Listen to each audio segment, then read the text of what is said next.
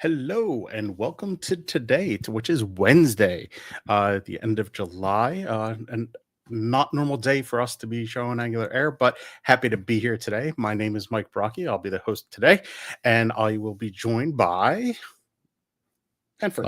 Manfred Steyer. Hi How's it again. going today?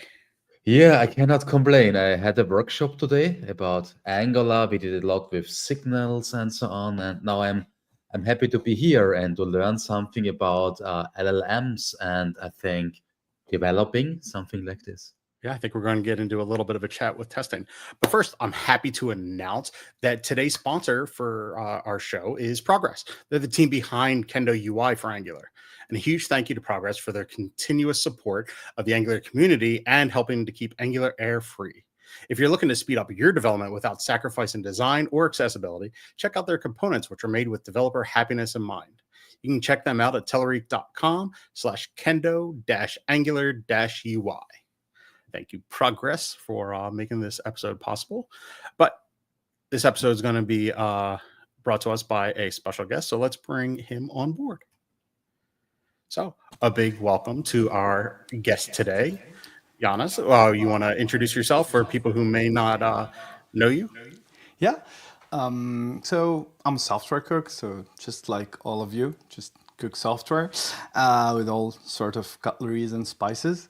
And what I do for a living is that I train and coach teams to figure out the best way to get things done, and also I'm passionate about the long term.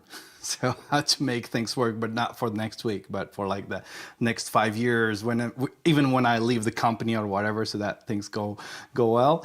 And I think that both of you are very passionate about this. I know that you, Mike, talk a lot about testing, and Manfred about architecture and testing, and so I think we're we're all passionate about this. And I have also this thing which is like, I'm kind of born into extreme programming, so I'm really passionate about like all the collective ownership thing and how to keep things simple, and I don't think software is simple, but I think aiming to make it more simple is definitely the goal.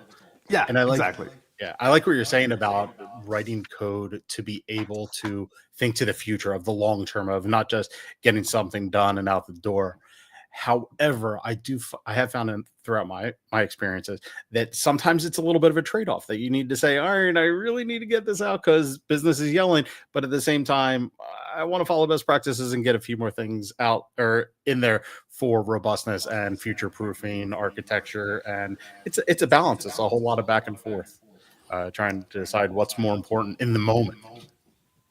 Exactly. I couldn't summarize it better. It's Kent Beck from like extreme programming has this metaphor that he only used once, and I really grabbed it. And it's about like software being a boat, a leaky boat that's having water getting in, and you have two solutions. Either you're just rowing and trying to get faster to the other side of the lake or the ocean, and maybe you're not going to make it, or you can keep the whole day cleaning up the boat. Oh, it's not clean enough. We're not getting out of the port until the boat is clean, and it's not going to be clean because in 1 hour it's going to be raining and someone will spill something on the boat, and it's going to be trouble. So you have to find exactly what you said, like the right balance, and it's the hardest thing in software, in my opinion. I like this metaphor. I was going to say, I will be stealing that one. It's not mine. It's Kent Beck, and That's okay. I'm stealing it from you. You may have borrowed it from somebody else, but perfect. see, you're nice with me. You're borrowing. I'm stealing. Perfect. Let's propagate that. It's the ocean. There are pirates and stuff. Exactly. All right. So, what are we going to be chatting about today? So it's all about how do you bring AI in your software development workflow. So usually I don't like to talk about anything hype or anything of the moment. I like to take my time and think of it later, of things that people didn't think of or whatever. And the thing that I've observed is that most of the people I've seen around are going to through extreme directions. One of them is like vibe coding, so just vibe code everything and generate the whole code and let's ship it in production. And I watched your Angular Air with Alfredo, which is really amazing about this because you had this discussion and there was a topic about this. So anyone watching this should watch that other video. And there's this extreme of like, yeah, let's vibe code and see what happens and push to production and whatever. And there's that other extreme which is like, oh, I'm not going to use any of this because it's too scary. So you know what? Let's just give up. And maybe there's a balance, which is not about the software. It's not about the tooling. It's not about, oh, Cursor is better than Gemini or Gemini is better than Cloud Code or whatever. It's not about that kind of details. It's about like the development workflow and where does the design go into this and where does the TDD go into this and where does the social communication between developers go into this? What happened to that? Should that disappear or should we keep it? That's what I would love to discuss with you today. Yeah, there's different avenues, or not avenues, different levels of how much, and it's levels of trust of your digital companion. It's how I like to refer to the AI dev tools. They're your digital companion? How much are you helping me write software? Are you totally just hands off and say, I'm going to give you a little bit here and there, a few different directional points or prompts to be able to go off and write something? And do I trust you completely? Am I just going to say, oh, cool, there's some code on the screen, I'm going to merge that? Or are you maybe doing that code generation in a separate project and analyzing it as you bring it in, or some sort of review process? Or what level of trust do you have with your digital companions? Yeah, that's exactly the topic, and I'm trying to figure out the answer to that because it depends on the context. I mean, like if I'm building something for the weekend and it's just like a little application for fun or something for me, like an application where I'm the user, and if it takes like 1 hour or two to build it and to vibe code it and it works, then it's good. And if it doesn't work anymore in 2 weeks or 1 month, I'm gonna rebuild it. It's just 1 hour or two and it's okay. But if it's something that I'm gonna build for the long term, it's gonna be different. But how different? And that's why I brought someone that has like a different experience on that. And I can bring them in and you can chat with Absolutely. them. What do you think? Now I'm curious. Okay, so they wanted to stay anonymous, so let's well, don't ask them for their name. Okay. Fair enough. I'm gonna just ask. Yeah, you can comment now. Yeah.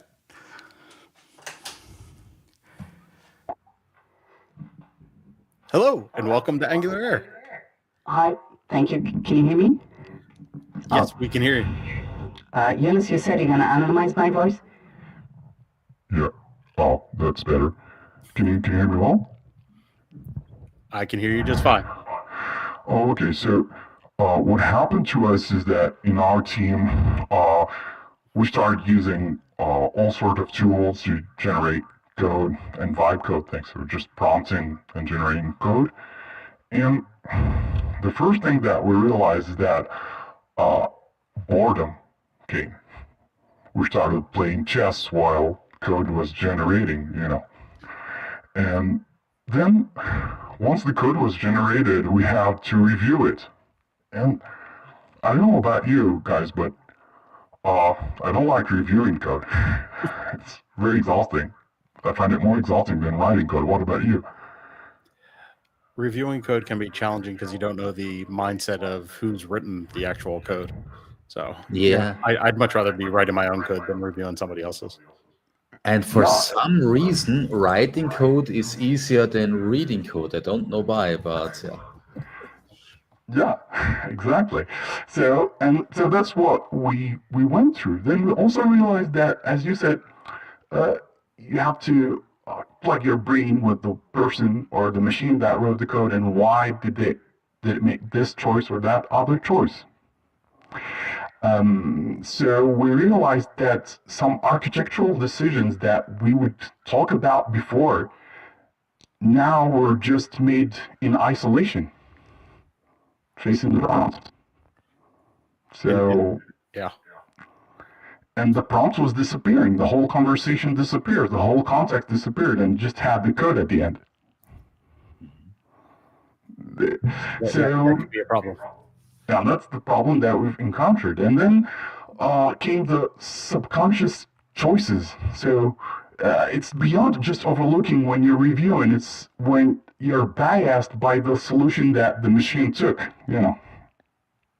because the Gen AI generated something and you're just reviewing that, okay, it looks good, but is it the direction we wanted to go in? And so we just accept some things that, I don't know, the thing was split into 3 components instead of 1, or I don't know, and why. So there was the kind of things that we realized, and also there was a lack of proactive feedback that we had in our team. We would chat about things before implementing them, and now you just push code and review it and overlook it, and there could come trouble. So, and that's when we started having some long-term maintenance costs.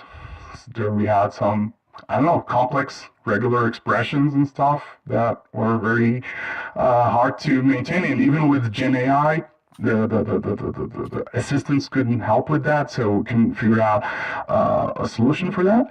And that's when also we realized that it was slowing us down, and we were generating tests also that we couldn't understand, but they were working. So, but the whole thing became very expensive and messy for us. So we just gave up on the whole Gen AI thing, and even on the testing. So now we came back to our previous workflow, and we don't want to hear about Gen AI anymore. I'm sorry you had such a bad experience that you decided to abandon completely. Yeah, that was very, very hard for all of us. Wow, well, that was dramatic. I'm sorry your friend had a bad experience with trying to develop using AI tools.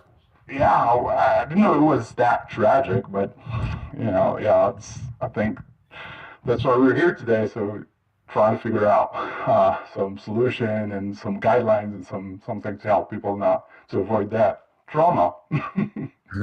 I think your colleague lost his voice. It's still here, the voice of your colleague. He's talking for me. Oh, Okay. he's a funny person. Okay. Now he took it.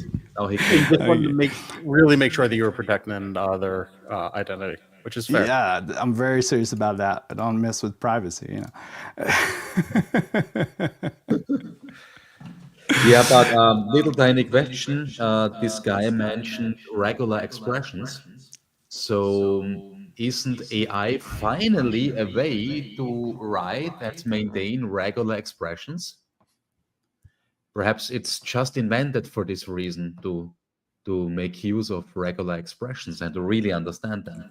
Yeah, finally, the whole thing made sense in the wrong order. We should have invented Gen AI before regular expressions. Yeah, would that make sense? Yeah. But by the way, it's a really funny experience to do. Like, try to generate a regex and try to maintain it with Gen AI. It really gets quite messy.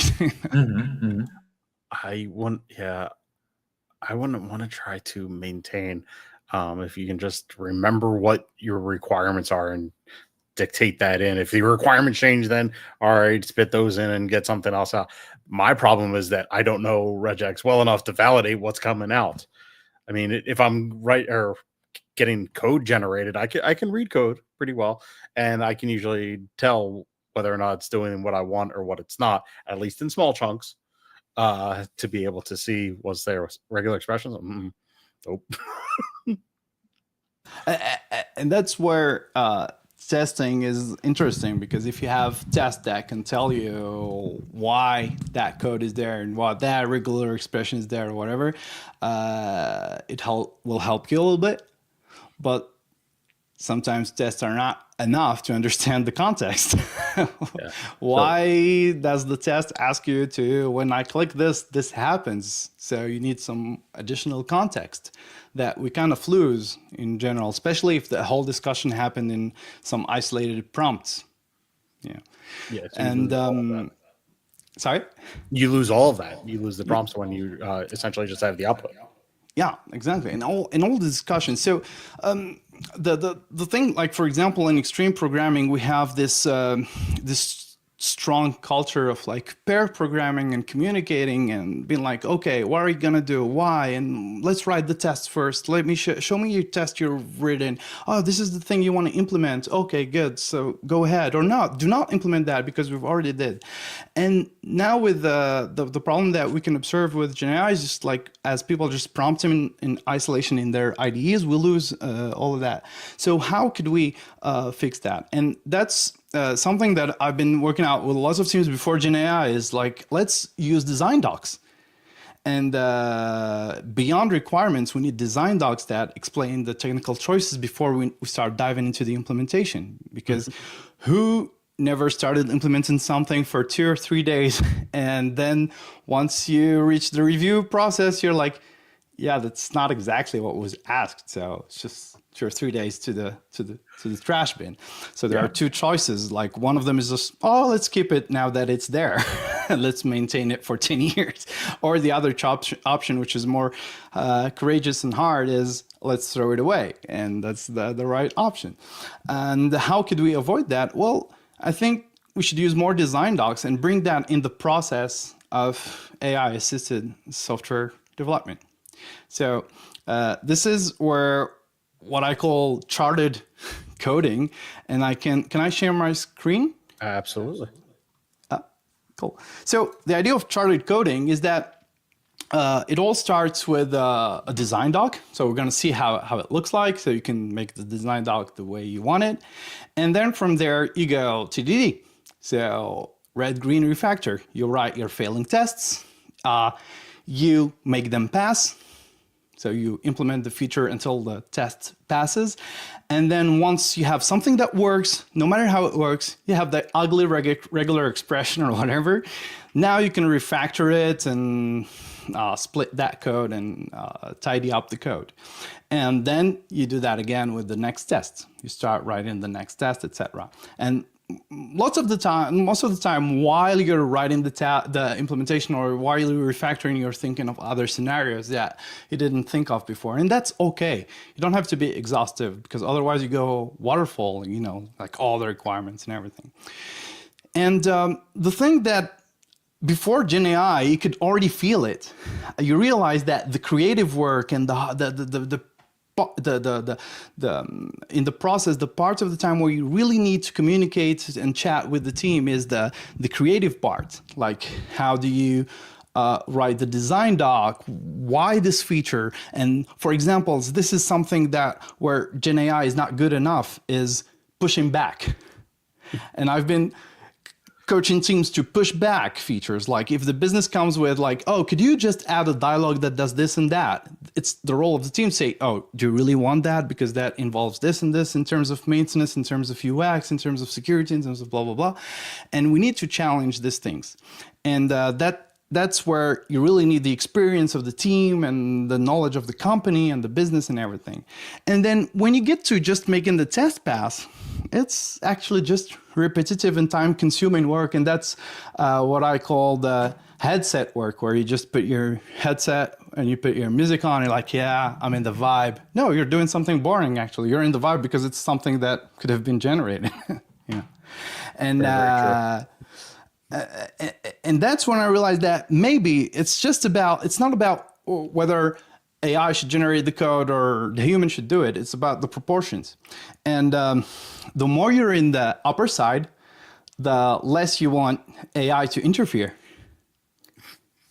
Because you want to think of your design doc without AI interference and other ideas bring in noise right now. Then you start writing tests.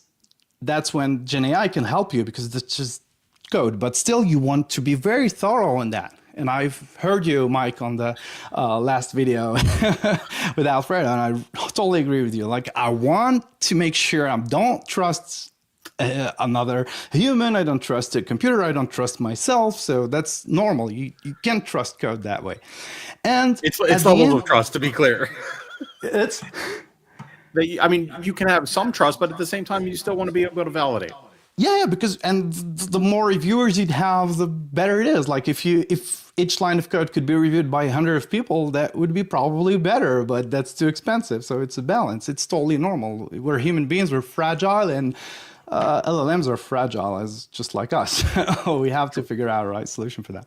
And once you get to the implementation, where that's generally the part where you can just leave the machine brute force, especially if you can tell it, you can check the tests and loop through that.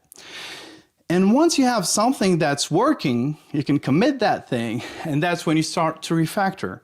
And that's when you bring your architecture and your design, and that's when you start splitting your code. That's when you're going to call Manfred and be like, Manfred, what is the right architecture for this? What does domain-driven design say about this? Should I split this into libraries for my context? What should I do? And I can still use some AI there. And also, you have to define these instructions, these rules that you will learn from the experience, and you can still use AI to help you write the rules for your agent, and that will feed the rest of the flow. And I call this charted coding because just like sailing, you have to chart your route, and you have to say, okay, I'm going from this place to that place, but the weather might change. I'm checking the weather, and this is the direction, and the plan could change. And once everything is settled, the weather, the wind is stable and everything, we can go on autopilot and just go grab a coffee, while still watching everything, And when the weather changes or stuff happens, you can reroute and fine tune, and you take control a little bit, and still using the machine. So, okay, this is very theoretical, lots of colors. How does that really work? What do you think if I just open up an IDE and we start coding? I like it. You interrupt me whenever you want. So what I have here is my app that allows me to search for, this is so zoomed in that I cannot find the link to open my app.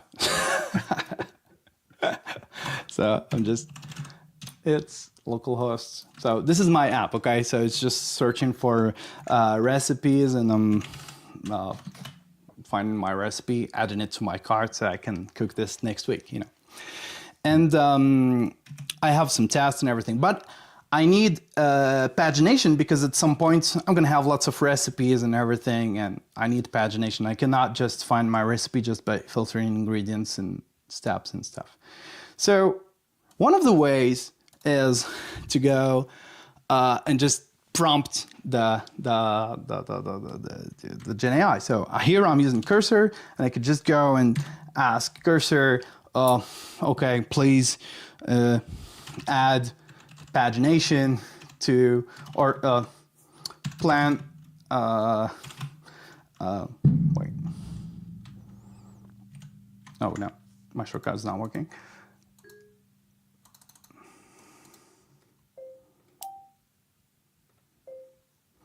Plan the implementation of pagination on the recipe search page. I don't know what's wrong with my pagination way of spelling it. Each time I spell pagination, it writes imagination. Okay. The same way I could, in the meantime, I could open a terminal, and I could just, can you see my terminal? Yep. Mm-hmm. Okay, I could just ask Claude to do so. I'm like, okay, I'm gonna switch to plan mode, which is something in Cloud Code that just tells you it start thinking and planning, and it doesn't do anything. And I'm gonna ask it, add pagination to recipe search. And in the same time, I'm gonna ask Gemini, in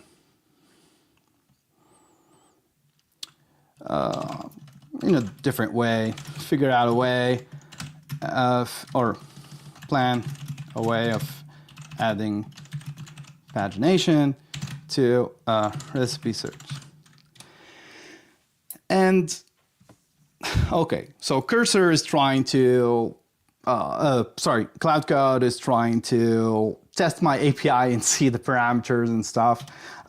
Here, Gemini is just started, and Cursor had already figured out something. And now this is the hard part. I'm like, wow, okay, how does that work? What is it thinking of? Pagination state? Really? Do I need total count and total pages?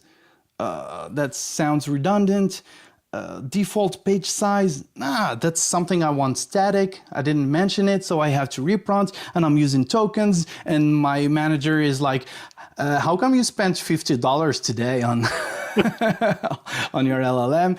And in the meantime, I'm doing something else, and it's hard to review. What page size options?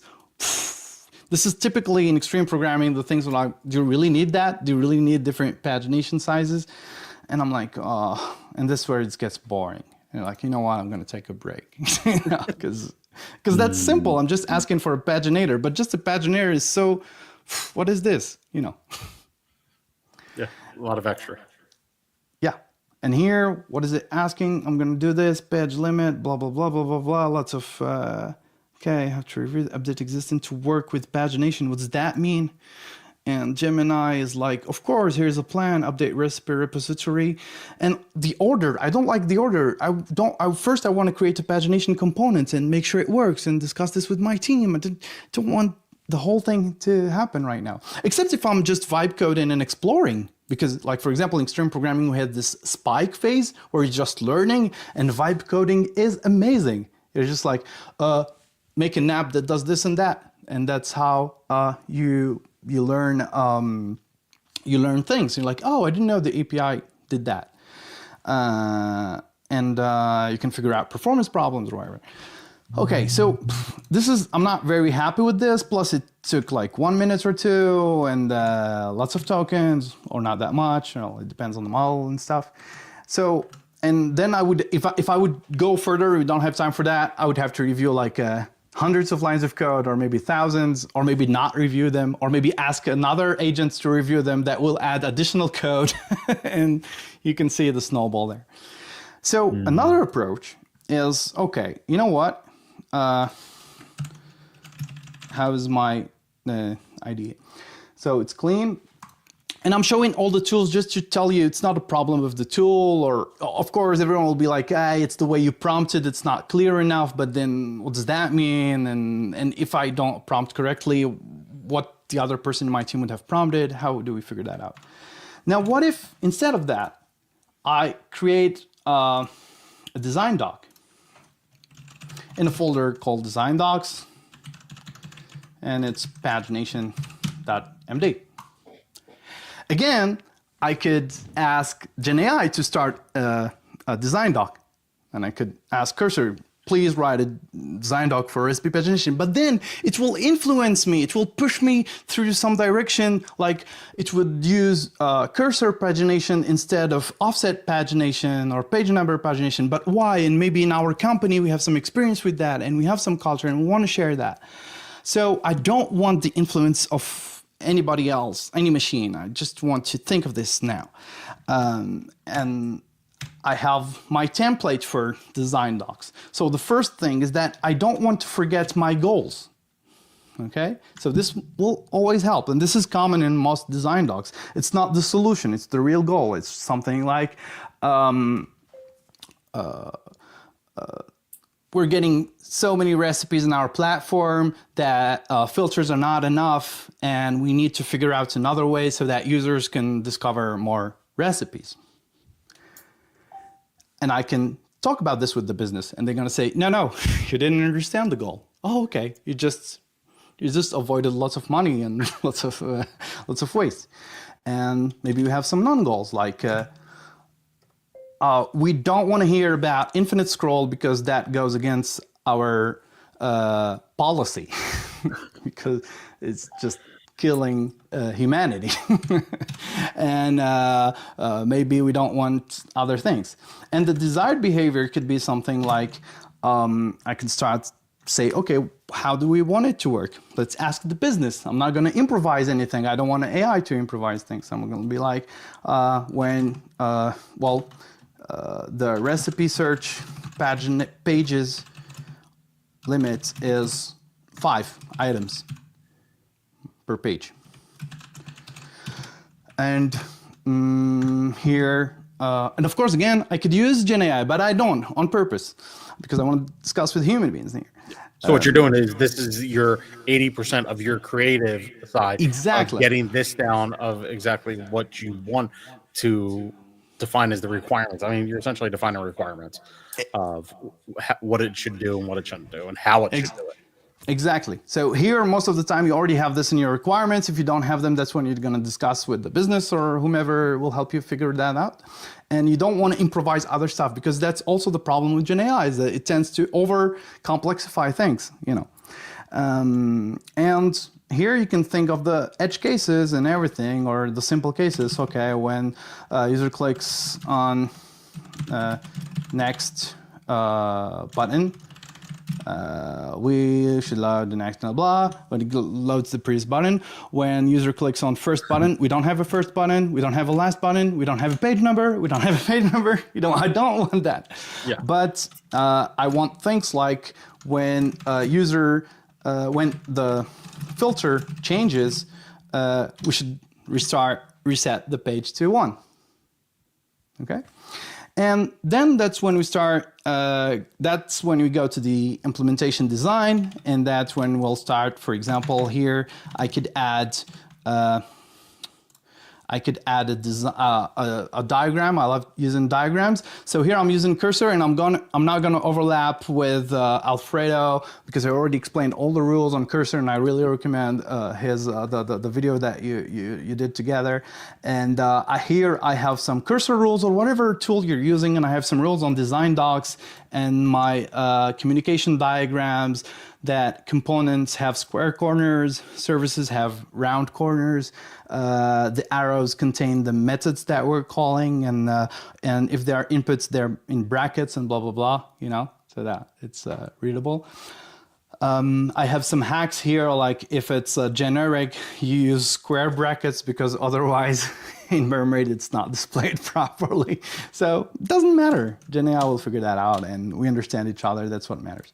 And so here I'm going to ask, because I don't want to do the whole diagram, so I'm going to make a bet here, like max mode, and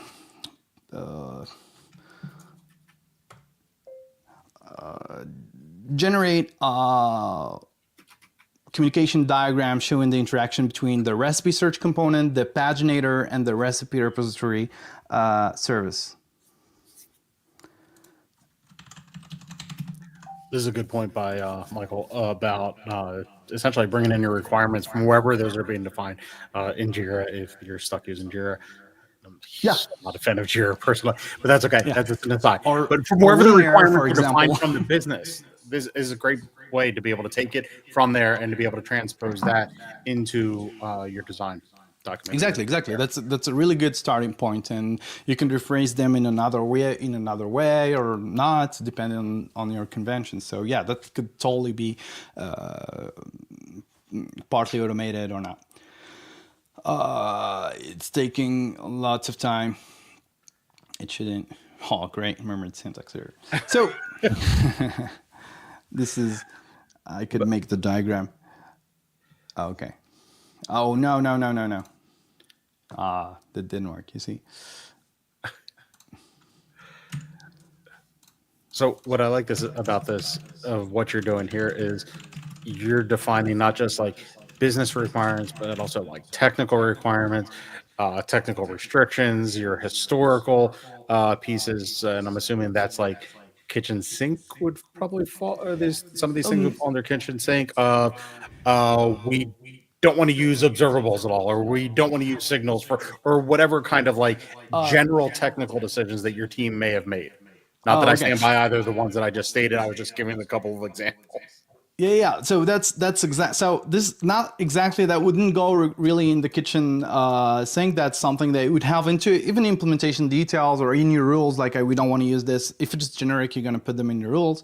If you want to put them in this specific feature, you can add the section. That's up to you. Kitchen sink is actually something that Alex Okrushko that inspired me. We had a big chat on this at NGDE, and he said that in his experience with design docs, we had this kitchen sink section where you just put stuff there randomly before sorting them out in the design doc.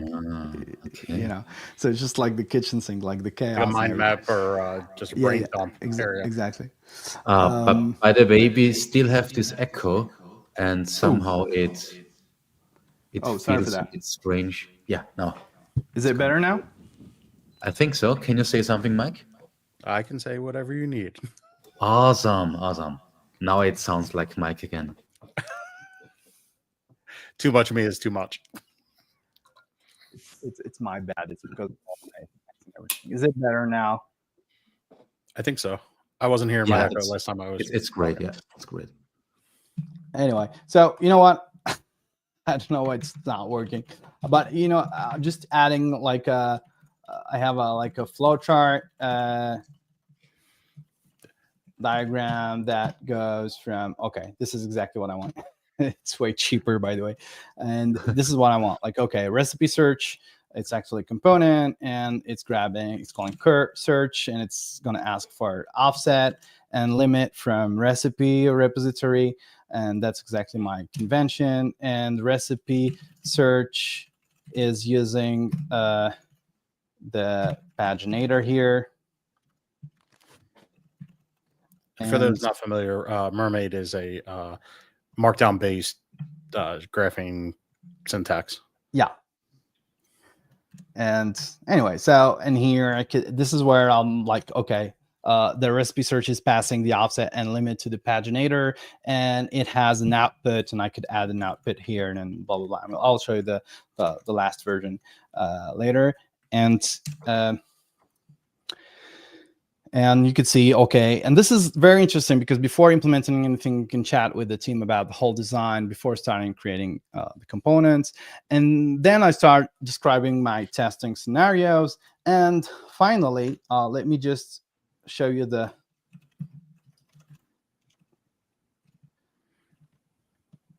whole design doc. And that's, for me, that's 80% of your work also should be there. It's okay. This is the design. We want to use offset and limits. We don't want to use cursor or other sorts of pagination. And this is the desired behavior that we want. And this is the design. So we're going to call search like this with this and this parameter. And the testing strategy is that for the paginator component, we want to mount the components with offset limits and total value that is 10. Yeah, here should be 10.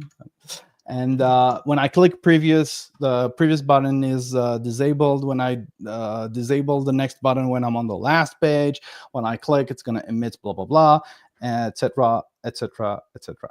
And one final thing that I find always interesting in design docs is that I have a PR plan.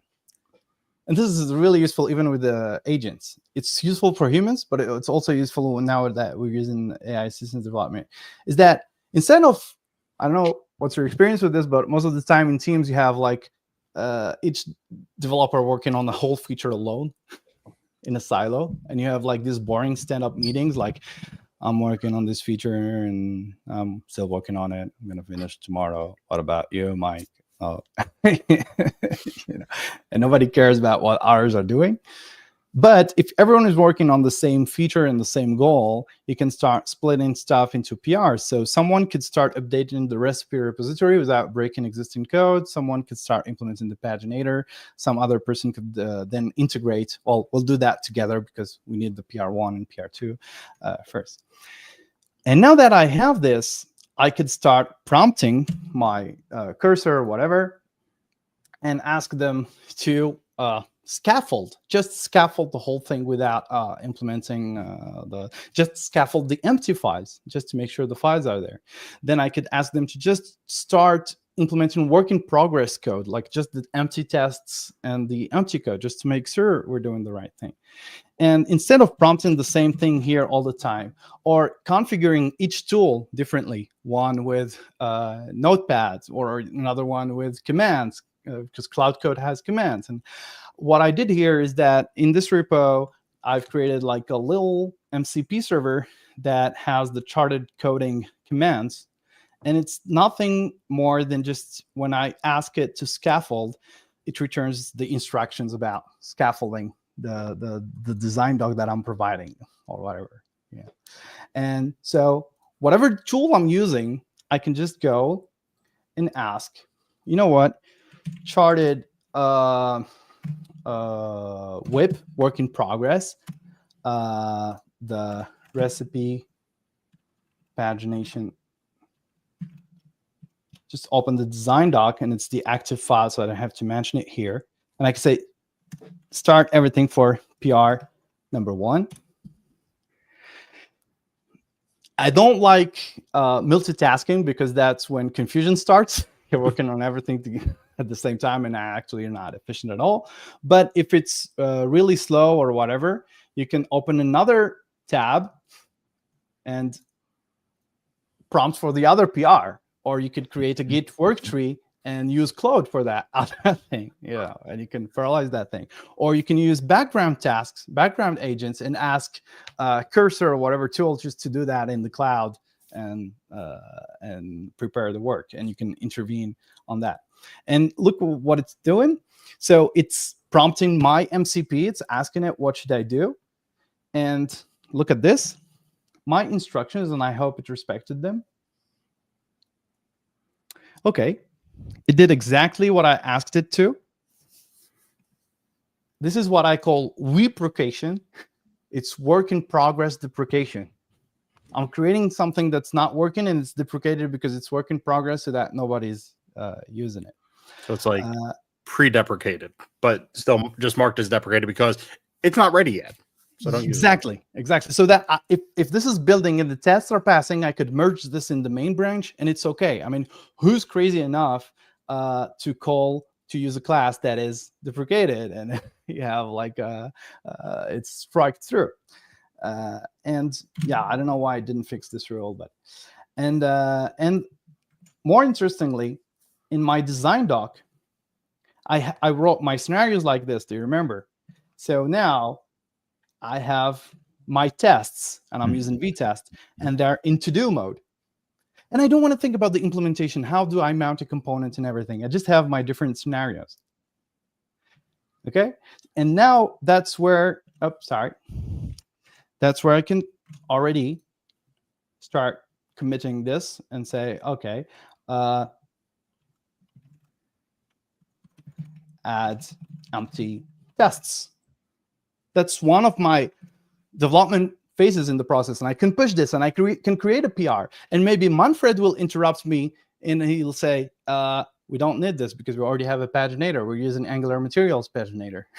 I'll be like, oh, thank you, Manfred. You just saved 1 day of work. And then Mike will be like, no, we really need this because we don't use Angular Materials. Then we have the whole human discussion. And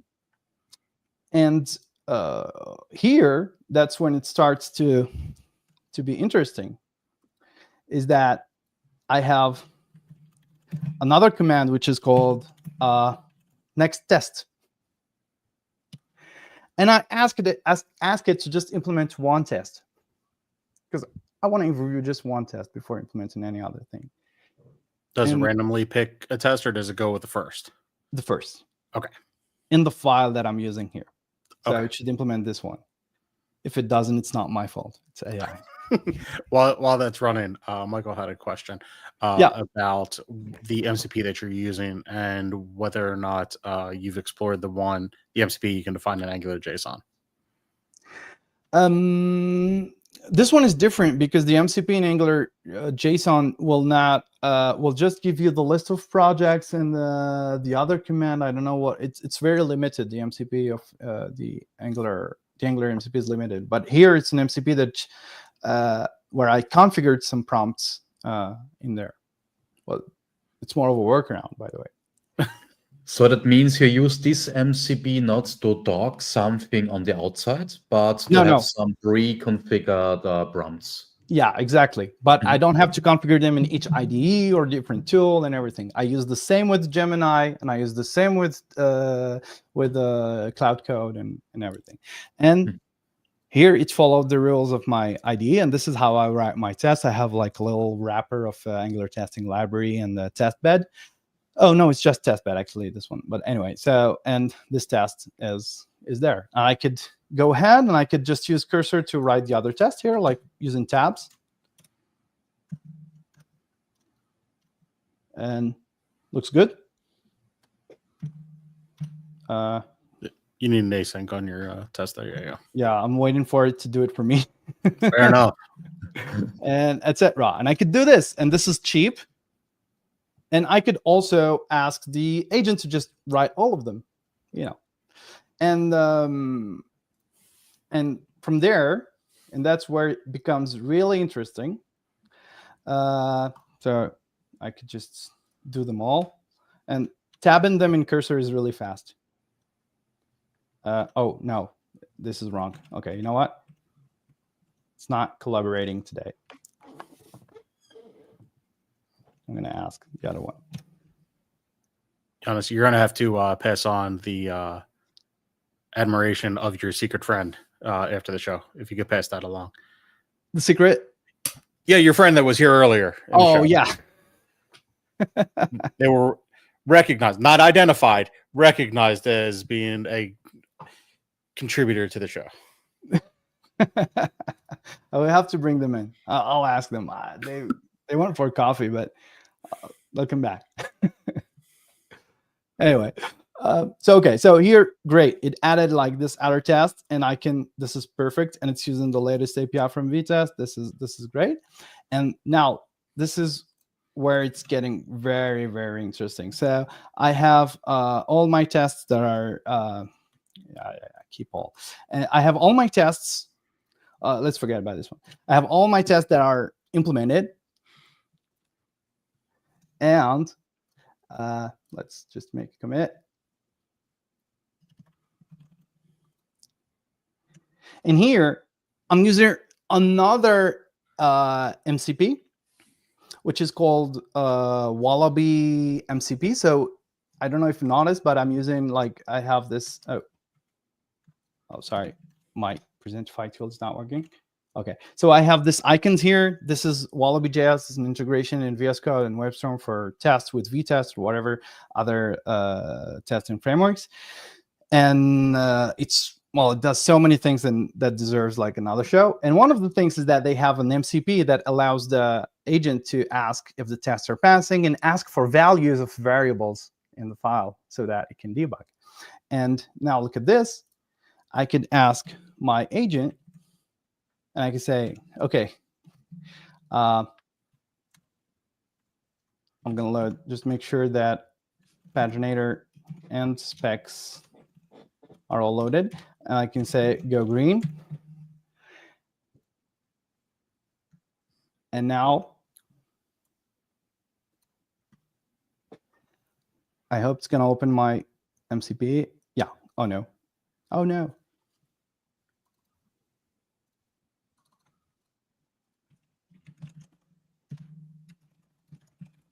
I don't know why I didn't pick it up. And okay, this is good. And charted green is going to enable each test one by one.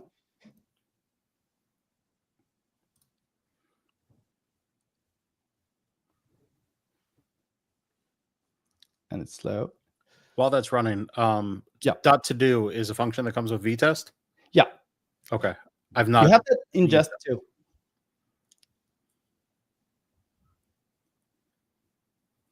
I should just go with dot skip. Yeah, you have dot skip, and you have also that to do, and it has like a different icon in the report. And now you can see that it started to implement things. So sometimes it's kind of anticipates and start implementing other things. Sometimes just implements whatever is needed. So that's also one of the problems. But anyway, and now it's enabling each one of them. And at each step, it's asking Wallaby here, you can see this. It's asking Wallaby whether the tests are passing or not. And you have like the whole TDD workflow there. And that's where you can move to something else, and then you can review the implementation. But at least you know that the tests are passing. And if there's something wrong here, you can add the failing test and ask it to fix the test, to fix the code. Okay. And my prompt, you can check it out. I'm going to share the repo. Well, you have to be very strict in the prompt that, okay, please do not change the test. Because it does exactly like human beings. It's just like, oh, it's not working. I'm going to change the test so that the test passes. And just one final thing that I skipped before that I wanted to share with you also is that once you have a design doc, it doesn't mean you cannot ask agents to help you. So for example, with my design doc here, since few days, Claude has this multi-agent thing where you can create different agents with different profiles and descriptions. So it's just like a command you run and you can customize them. It's just like files like this where I have Claude agents, and I have an accessibility expert, a security analyst, and an extreme programming coach and everything. And the fantastic thing is that you can say, before what I did here, I could have asked, ask all sub-agents to review my design doc, which is design docs. And it's going to start, and it's going to ask. Oh, this is okay. And now it's asking them, and they work in parallel. And each of them brings input.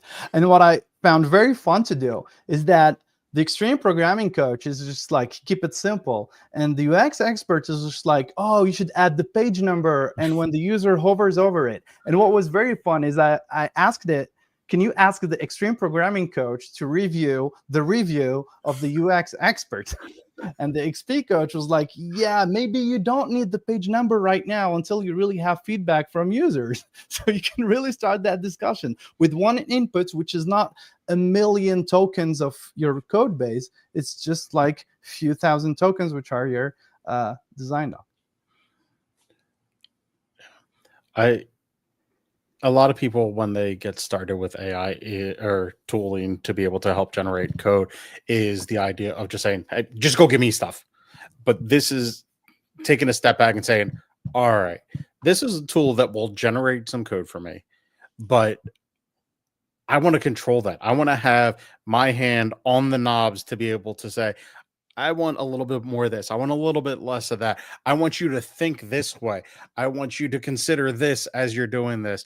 And essentially taking this companion and putting them in a box and putting different, I don't know, changing the size of the box or changing the shape of the box to be able to fit your needs so that the component that it's building or the code that it's building for you fits your needs. And Exactly. And if you take more time with what I've did here, if I had time, like just commit each part, you could see that each time I only have to review dozens of lines of code, and I never have time to go and do something else. I never have time to ask this to go into the background and then just like send me like a PR plan of hundreds of lines of code and then a PR with 1,000 lines of code. I don't review thousands of lines of code. I personally, as a human being, I am limited and I cannot review that emotionally and intellectually. Yeah, and it also helps with the one thing that I was going to mention earlier that I didn't get to say is you asked if I enjoyed reviewing code, and I don't. But what makes it bearable and what makes me efficient when reviewing code is by reading the tests. If you have well-crafted tests that explain what you're implementing and what you're verifying, then it makes it a lot easier to review the code that goes along with those tests. Exactly. And each one of these tests is actually related to the design doc that is here that could provide more context in plain English. So you always have the whole scenario there. Exactly. And when you take this code to Manfred and he says, this is not what I wanted at all, you Yeah. can go back to the design doc and get back to where you are rather quickly by Yeah. changing the design document and going through the same steps. Exactly. One of the typical examples that I have, because you can imagine that I've tried this several times, different tools. One of the things is that at some point it added another method on my recipe repository for searching. So I have search and I have search paginated.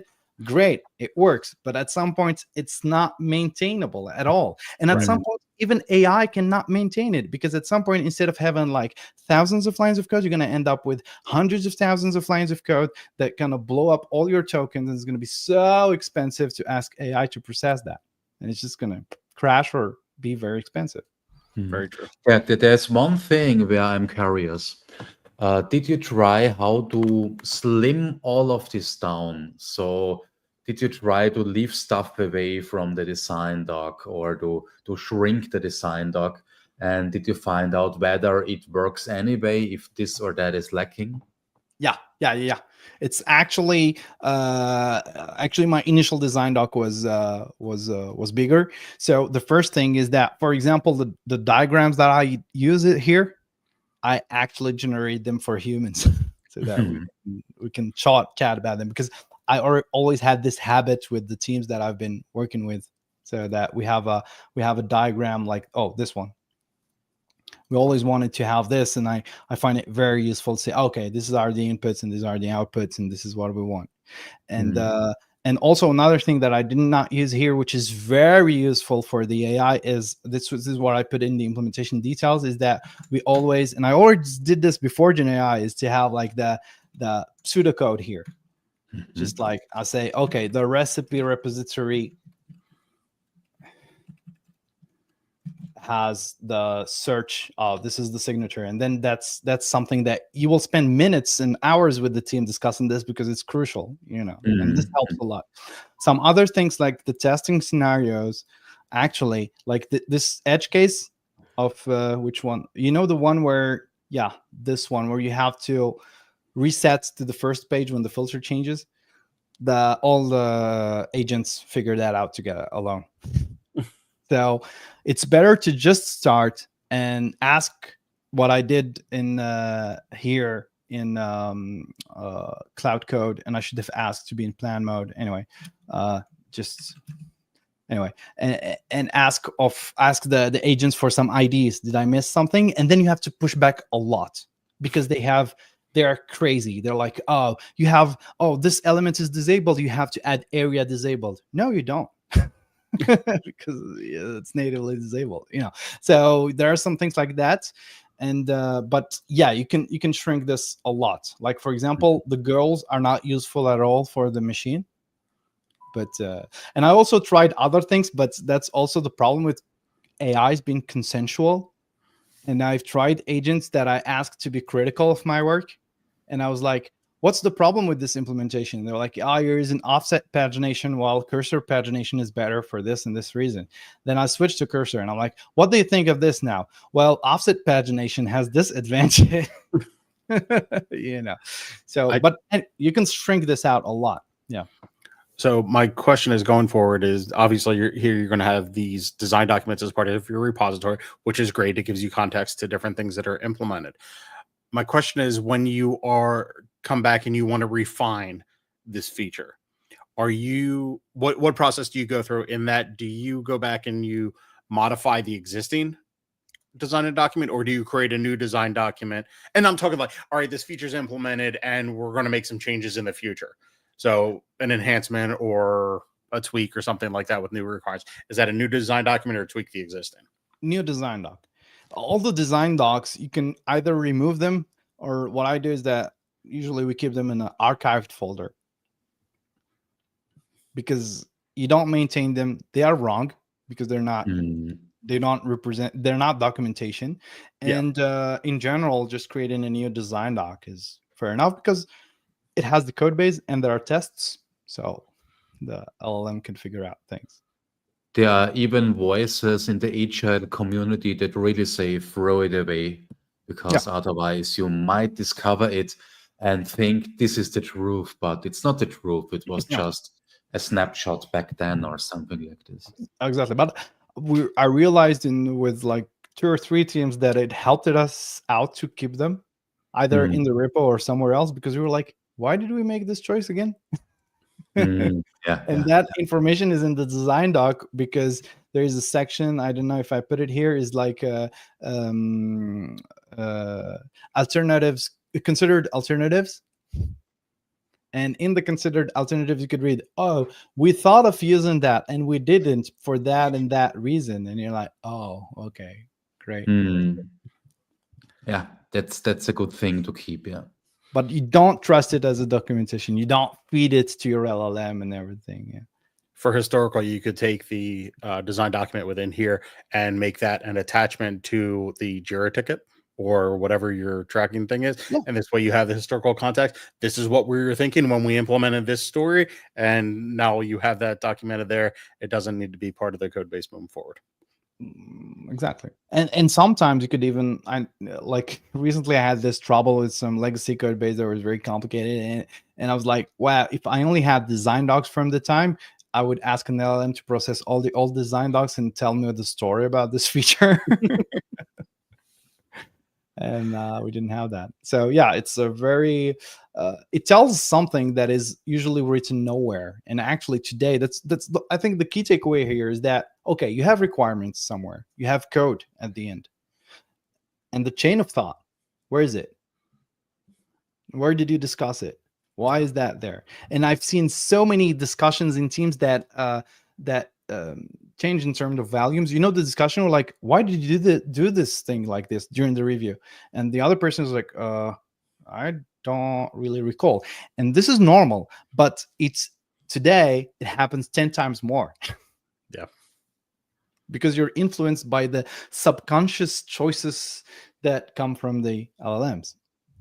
If you were working with another developer and you had the mindset of this is how I want this implemented, you would have to explain this to them. Yeah. And a design document is how you would do that. So when you're working with a AI, that's your pair programmer, that's your team member, that you need to give clear, explicit instructions of this is what I want you to do and this is how I want you to do it. Exactly. And I think this is the new dimension that we have to go through. It's exactly your words, Mike. It's the problem that we had in software before is that we had problems in the social structures of the teams, of the communication, etc. The problem with reviews that come too late, and with agents, it didn't change. It's just that now it has to be even more thorough because you're communicating with humans and a machine. So it's harder. And by the way, there's this new thing that I still didn't try, and it's again another VS Code fork called Kiro by AWS, and they're actually trying to do they're building this in the IDE, the workflow. Like it's not the same because they're not enforcing the test. Right. They're not enforcing TDD because it's too much to enforce. You cannot force people into that. But you start with a design doc. And it has to be into like the ears format where you have to say when user clicks this, the system shall do this and blah, blah, blah. And I think they have it right. And I think that's the direction. I don't think we need an IDE for that personally, but it's just workflow. And no matter if you're using Cursor or you're using Gemini or you're using Cloud Code or whatever, but you need these baby steps, and you need this. I mean, like the problem that is very important for me is that I've been fighting for years to have the technology that allows me to have like 100 milliseconds of feedback. Like I change something and then I have V-test watching my test and saying, oh, this is good. This is not good. I'm going to change this character. This is good. This is good. And now we're back to the time where you're asking some machine to generate during 3 minutes or 5 minutes, thousands of lines of code. And in the meantime, each developer I'm asking who's doing that, I'm like, yeah, I multitask. I mean, multitasking doesn't work for me personally. And I don't think it works. You feel efficient, but you're not because you're missing details. I don't know. Yeah, I agree. I think that we are at the top of the hour. Yeah. And what I think that other people okay, let's be honest. I want your template for what the design document was, the initial markdown for that. So if you get that to me, or Alyssa, we'll get that added to the description so that anybody who is watching later can say, oh, that's where I can start, or how I can start my design documents in these different sections and pieces. So. Perfect. Here it is. That's this link. So Perfect. I shared that so we can put it in the comments. I can send that to you. And by the way, I'm doing some promotion here while I'm doing my slides. If I have like a special code for special promotion for my Angular testing video course, so you can check that out. And on this link, you will find not only like the source code of this and the commits of each step, so you can see the difference and how I did that, and the design doc template, and also the MCP where I have my different prompts. The only thing that I didn't share is that in Claude, I have. I have added the same commands as commands here. So I have charted next spec. It's just the same thing. It's just like presented differently. But so yeah, you will find this in the repo, and there's everything described, I think, in the README. If there's anything missing, just let me know. I'm looking at that now, and there's a whole lot of stuff here. Oh no, it's not the right README. It's the NX README. That's okay. I see it in the README for where I shared the link for your kitchen. Cool. The way we end every episode here is with picks. But before we do, thank you for coming on. All this content was amazing. I like the mindset of don't just use AI, but use it mindfully. Yeah. Exactly. So, does anybody have any picks that they would like to share, technical or non-technical? Go ahead, Manfred. This week I don't have any ideas, so no new TV shows and no other stuff. No problem. How about you, Younes? I think my pick here would be a bit related. It's Wallaby.js. It's this integration of like the test in the IDE, and it has like so many amazing features, just like for debugging your test, and it has an MCP that allows the IDE to interact with the test and know the value of the test and everything. And for instance, Wallaby has this thing of when you start debugging some tests, and I should run this one anyway, you can step forward and step back, and that's really something to try out. It's free for open source, so if you have any open source repo, you can try that out. So it's pretty cool. And there's the Kiro IDE, which I'm very looking forward for. It's the AWS IDE, but I didn't try it yet, so you should check it out. I appreciate that pick. And that I'll use that to go into a pick of tooling. Whatever tooling it is that you use, get familiar with it. Whether it's Wallaby, whether or not it's a different extension within your editor or the editor itself, just become proficient, because whatever you can do to get your thoughts and your ideas into the editor as quickly as possible, or validated in the editor as quickly as possible to make you more efficient, just become good with those tools to get your code or your AI companions or your secret friend or anonymous friend's code into the editor as quick as possible. Get familiar with them, become more proficient. But I will thank you both for coming on again for another episode. And I'm not sure when our next episode is, but be sure to come back and join us again. Thank you. Thank you very much. Thank you. Bye. The friend is back. I'm back. Sorry, the coffee was long.